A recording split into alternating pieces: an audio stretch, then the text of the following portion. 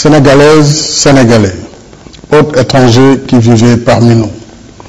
Je suis heureux de m'adresser à vous au seuil du Nouvel An. En ces moments de joie et d'espérance, j'ai d'abord une pensée affectueuse pour nos malades et pour tous ceux qui souffrent des aléas de la vie. Je salue avec respect la mémoire de nos morts, dont d'illustres fils de la nation ravis à notre affection récemment. Puissent les valeurs élevées d'amour patriotique, de culte de la paix et de la fraternité humaine qu'ils ont incarnées nous servir de viatique sur le chemin de notre destin partagé. Par une belle coïncidence des calendriers qui traduit l'harmonie de notre nation dans sa diversité, le Nouvel An correspond cette année, quelques jours après les fêtes de Noël, avec le Grand Magal de Touba, occasion privilégiée de retrouvailles et de communion spirituelle. Retrouvailles dans la paix et la communion, c'est notre vœu le plus cher pour la Casamance. Et l'espoir est permis avec la libération de nos soldats qui étaient retenus en otage pendant plusieurs mois. Je me réjouis une fois de plus de ce geste de bonne volonté. Au nom de la nation, je renouvelle mes sincères remerciements à tous ceux qui ont facilité ce dénouement heureux. Je reste pour ma part déterminé à poursuivre le dialogue déjà engagé pour le règlement pacifique et durable de la crise casamançaise. Mes chers compatriotes, au cours de l'année qui s'achève, nous avons vécu des moments de tension et de fortes émotions avec une période préélectorale agitée et de graves qui ont occasionné des pertes énormes. Mais en toutes circonstances, nous avons montré que ce qui nous unit est plus fort que ce qui nous divise, que nous sommes une nation debout, résolue à préserver ses acquis.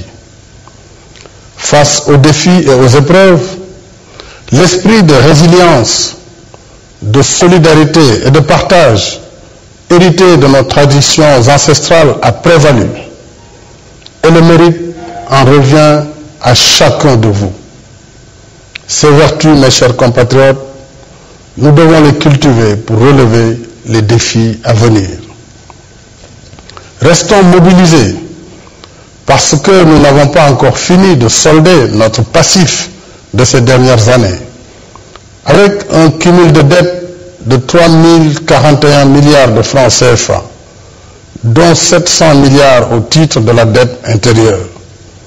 S'y ajoute un contexte sous-régional de crise qui affecte négativement notre économie.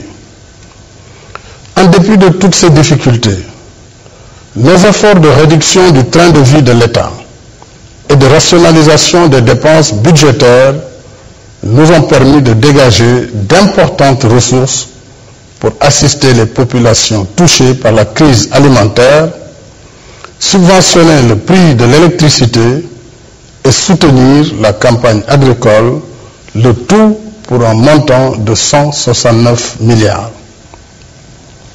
Et avec la collaboration des partenaires, nous avons pu sauver l'école d'une année blanche qui aurait été préjudiciable pour nos enfants et notre pays. Mais il faut, dès le mois de janvier, tenir les concertations pour stabiliser notre système éducatif et améliorer sa qualité dans tous ses aspects. J'accorde à cet égard une attention particulière à la promotion de la formation technique et professionnelle à tous les niveaux pour répondre aux besoins du marché de l'emploi. Mes chers compatriotes, malgré nos bonnes performances agricoles de cette année, l'autosuffisance alimentaire reste encore un objectif à atteindre pour notre pays. Nous devons engager une véritable révolution agricole par un meilleur aménagement des terres et une allocation plus conséquente de moyens pour la maîtrise de l'eau, la sécurisation des semences de qualité, la transformation agroalimentaire et la mécanisation de notre agriculture. À ce titre, je suis heureux d'annoncer que le gouvernement compte acquérir plus de 1000 tracteurs et divers équipements ruraux dans la perspective de la prochaine campagne agricole. Je tiens par-dessus tout à ce que le producteur soit rémunéré au juste prix de son dur labeur. Voilà pourquoi nous avons porté cette année le prix de base du kilogramme d'arachide à 190 francs CFA. L'urgence pour 2013, c'est aussi la nécessité de redonner du souffle à notre économie, fragilisée par une année de fonctionnement au ralenti. À cet effet, le gouvernement a déjà mobilisé 250 milliards pour l'appurement progressif de la dette intérieure. Les conclusions du dernier Conseil présidentiel de l'investissement visant l'amélioration de l'environnement des affaires seront appliquées avec diligence, en particulier pour mettre un terme aux lenteurs inacceptables qui entravent l'octroi du permis de construire et le transfert de propriété. Nous allons, dans le même sens, innover en matière de financement du développement, avec le Fonds souverain d'investissement stratégique, Fonds 6, et le Fonds de garantie des investissements prioritaires, FONGIP. En mobilisant des ressources additionnelles, ces mécanismes nouveaux renforceront les capacités d'intervention de l'État dans les investissements d'intérêt public et l'appui au groupement de femmes et de jeunes, aux petites et moyennes entreprises, ainsi qu'aux artisans et exploitants agricoles. Il s'agira à terme de générer 30 000 emplois directs par an. Dans l'immédiat, il sera procédé au recrutement de 5 500 nouveaux agents dans la fonction publique dès le début de l'année 2013. En complément des efforts de relance de l'activité économique et de création d'emplois, le gouvernement poursuivra sa politique de soutien aux ménages et de lutte contre la pauvreté et les inégalités sociales. Ainsi, à la fin du mois de janvier 2013, la baisse de l'impôt sur les salaires sera effective. Elle se traduira par des gains de 15 000 à plus de 90 000 francs CFA par mois selon la catégorie salariale. Avec cette mesure, l'État transfère aux travailleurs 29 milliards de francs CFA par an pour soutenir leur pouvoir d'achat. Lutter contre la pauvreté et les inégalités sociales, c'est également organiser la solidarité nationale pour soutenir les plus démunis parmi nous et faciliter à tous l'accès aux soins de santé. C'est à cette double exigence que répondent la bourse de sécurité familiale et la couverture maladie universelle par une dotation budgétaire déjà inscrite de 10 milliards de francs. Dans sa phase pilote, la bourse bénéficiera à 50 000 foyers pour un montant annuel de 100 000 francs par famille. L'objectif étant d'atteindre 250 000 familles en 2016.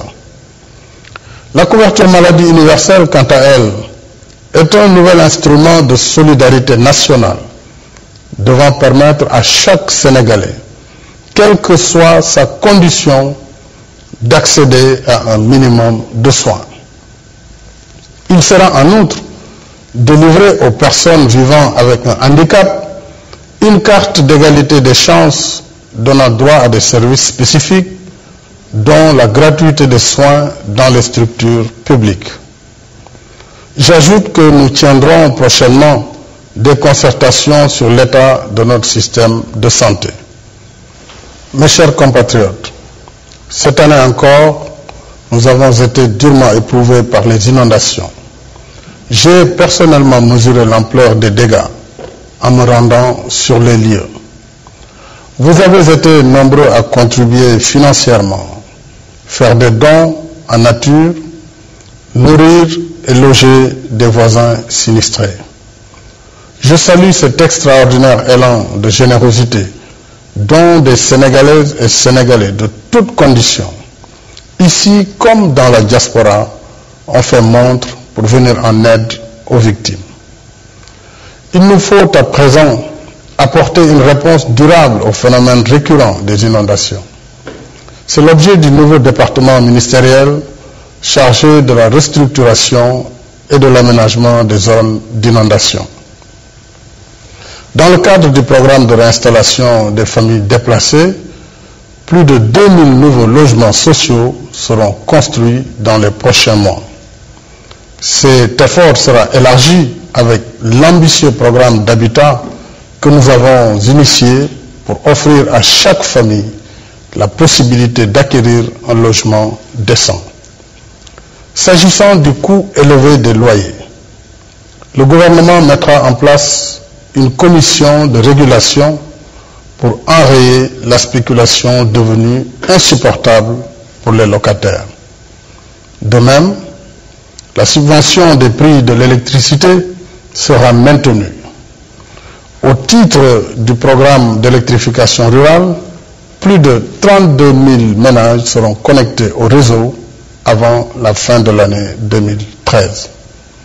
J'ai engagé avec vous un contrat de confiance basé sur la bonne gouvernance. Ce contrat est en cours d'exécution et je compte le remplir fidèlement pour mettre le Sénégal nouveau en marche.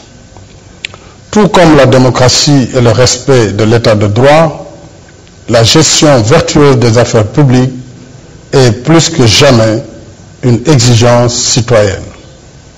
C'est aussi un impératif économique absolu et une question d'équité et de justice sociale.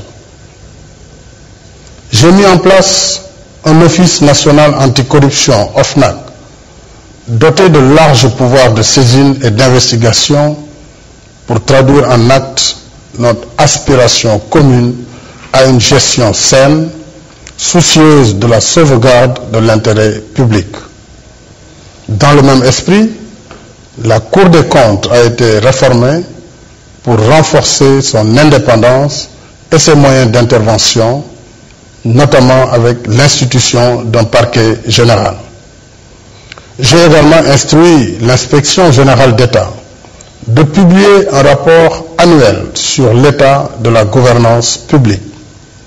Il sera en outre établi un dispositif de coordination pour assurer plus de cohésion dans les activités des corps de contrôle de l'État.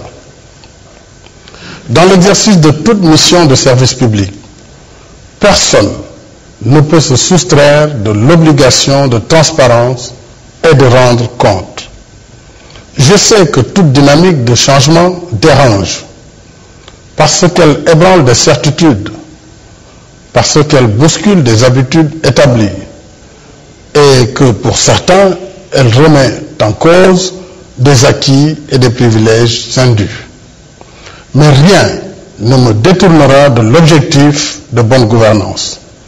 Par conséquent, toutes les procédures engagées en matière d'audit et d'enquête sur des ressources et biens mal acquis seront rigoureusement menées jusqu'à leur terme. Et la justice suivra son cours.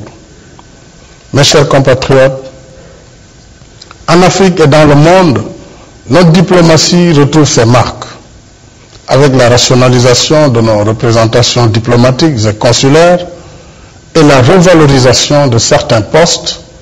Nos moyens sont désormais recentrés sur nos priorités essentielles.